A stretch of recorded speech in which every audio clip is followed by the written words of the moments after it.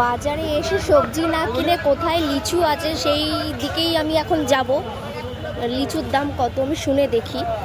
বাজার পরে করবো, আগে লিচু কত করে। লিচু কত করে? 80 টাকা বান্ডিল। আচ্ছা ঠিক আছে।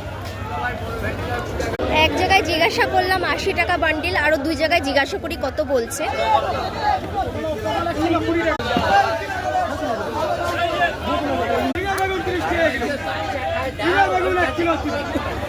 এখানে একটা জায়গায় লিচু দেখতে পেয়েছি, কত দাম বলছে দেখি। কত করে লিচু? 100 টাকা। ওখানে 80 টাকা বলছে, আর এখানে এই বাজারটা হচ্ছে দোলতলার কাছে।